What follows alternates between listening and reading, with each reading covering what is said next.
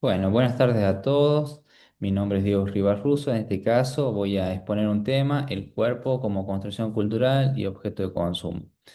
Vamos a decir que el cuerpo ocupa hoy en la actualidad un lugar central dentro de la sociedad y a tal punto de que se ha inserto dentro de diferentes ámbitos como en la moda, en la publicidad, en los medios de comunicación y que más allá de su dimensión biológica, se ha convertido en un soporte de significados. En este sentido, vamos a decir que el cuerpo también se ha construido, perdón, se ha constituido en un objeto de consumo simbólico. Cuando pensamos en el campo o en el mundo del arte, vamos a ver que diferentes artistas se han encargado de teorizar sobre el cuerpo. En mi caso, voy a recuperar la obra de Nicola Constantino, dos obras de ella, Peletería Humana y Jabón de Corps o Jabón de Cuerpo. Cuando pensé trabajar esta temática, propuse trabajar cuatro ejes o nudos problemáticos que están organizados de esta manera, secuenciados. Voy a comenzar desarrollando el primero, pero a partir de el análisis de estas dos obras, como mencioné anteriormente, Peletería Humana y Savon de Corps, perdón, del año 2004 y la anterior del año 1998 al 2000. El primer nudo problemático, el cuerpo como construcción cultural y simbólica. Cuando teorizamos sobre el cuerpo, se me ocurrió pensar en tres momentos históricos de cómo se representaba la figura femenina en este caso, en tres momentos. El primero responde al Renacimiento. El artista Miguel Ángel representó la Sibila Délfica y figuras similares donde aparece una denotada fisonomía masculinizada, por decirlo así, donde hay presencia de mucha fortaleza propia del pensamiento renacentista. Más adelante en el tiempo, en el barroco, vamos a encontrar a Pedro Pablo Rubens, quien representa estas tres figuras femeninas eh, que se caracterizan por sus formas voluminosas, un exceso de cuerpo y sus caderas anchas como sinónimos de la fertilidad y la maternidad. Y en lo contemporáneo vamos a encontrar obras como la de Nicola Constantino, esta especie de afiche publicitario donde aparece ella posando sensualmente junto al objeto que publicita, que es un jabón de uso cotidiano. Lo particular de este producto que ella publicita es que fue realizado a partir de la grasa que se le extrajo a ella luego de someterse a una liposucción. Esta obra de Nicola Constantino nos remite o nos hace hablar un poco también sobre la violencia simbólica que ejerce, en este caso, el cuerpo, y podemos recuperar los aportes de Michel Foucault, quien sostiene que el cuerpo es un espacio que está caracterizado o está intervenido por los mecanismos de control y disciplinamiento social, como así también los aportes de Judith Butler, que habla que el cuerpo, más allá de ser un ente biológico, también es considerado un resultado de las prácticas sociales propias de la cultura. Entonces, el cuerpo deja de ser concebido desde lo natural y pasa a ser concebido desde un constructo social. Un ejemplo de ello es cómo fue su representación a lo largo del tiempo. El siguiente nudo problemático es el cuerpo convertido en mercancía. En este caso, traje, siguiendo esa misma lógica de Nicolás Constantino, un recorte publicitario de una revista de los años 80, 90, donde se ve una figura femenina esbelta, con cierta estética propia de la época, pero que hace uso de un elemento que es perjudicial para la salud, en contraposición a las representaciones anteriores.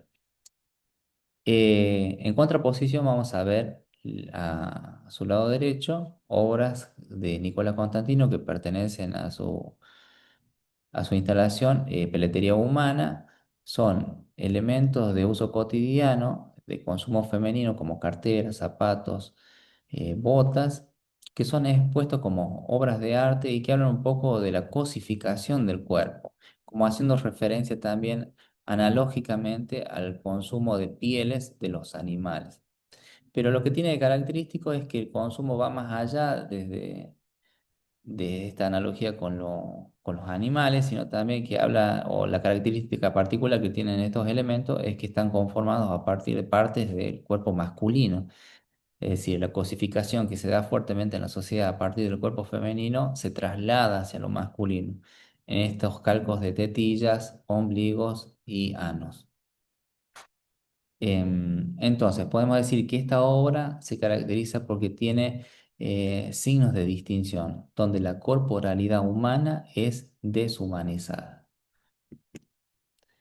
En cuanto al otro nodo problemático, estrategias de representación y desconcierto, vamos a ver dos imágenes publicitarias de similares características, una de una modelo argentina, otra de la artista Nicola Constantino. Vamos a ver que tanto la representación como el desconcierto son claves en el desarrollo de la obra de Nicola Constantino, porque a partir de estos dos usos o estas dos estrategias que ella utiliza, hace visible una ambigüedad entre lo atractivo y lo perturbador. Es decir, si nosotros conocemos el trasfondo de la obra de Nicola Constantino, vamos a ver que la belleza, en cierta manera, no es tan beneficiosa para la figura femenina en este caso. En cuanto al otro nudo problemático, los límites del arte contemporáneo y la producción de sentido, hay muchos teóricos que se han ocupado de trabajar los límites del arte contemporáneo como que son difusos. En este sentido coincidimos con lo mismo porque encontramos dos objetos similares.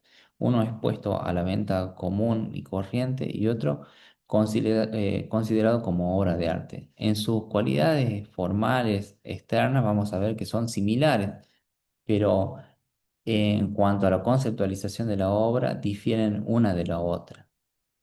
En este sentido, podemos retomar o podemos ver que hay ciertas convergencias entre el diseño, la moda y la cultura visual. Por lo tanto, si pensamos en las palabras de Adorno desde las teorías conmutativas, vamos a ver que el arte no se define por las propiedades formales, sino por su capacidad de resistencia frente a los modelos de producción simbólica. Si tenemos presente el producto artístico, también tenemos que tener presente el espectador, por supuesto, y acá vamos a hacer referencia desde las palabras de Anna Canquelén y sus teorías de envolvimiento y las tipologías de la mirada de Elena Oliveras, que el espectador en la actualidad tiene que apuntar a formar su ojo dentro de lo que es lo crítico. Si bien Elena Oliveras nos habla desde el ojo común, el ojo snob y el absolutista. El crítico es el que nos posibilita a nosotros entender que el sentido no está en el objeto, sino en el conjunto de significados que envuelven a la obra. El ojo común es el que se encarga de dar a conocer las cualidades externas. El ojo snob habla de la legitimación del objeto, ya sea en una galería, en un museo o lo que fuera. Y el absolutista nos habla de los criterios universales del arte. Por último, en cuanto a las reflexiones finales, quisiera decir que las teorías o las teorizaciones sobre el arte contemporáneo son posibles solo si se entiende que el sentido no reside en el objeto, sino en un conjunto de significados o condiciones, tanto de lo artístico, desde lo teórico, desde lo perceptual y de todo aquello que engloba al mundo del arte. En este sentido, podemos recuperar desde las palabras de Adorno que el arte resiste a la estandarización cultural. También Danto nos propone que no todo está en lo sensible para definir el arte, sino en las interpretaciones que el mundo del arte hace sobre el producto en sí. Y en cuanto a las teorías de envolvimiento y la tipología del espectador que vimos en la figura de Oliveras, el arte depende del modo de la mirada que ha sido construido culturalmente por el mismo espectador. En resumen, el arte no es un dato evidente, sino un efecto de interpretación del espectador y en este sentido vamos a decir que están inmiscuidos, están todos integrados en lo que son los marcos teóricos propios de las teorías del arte. Eso es todo, muchas gracias.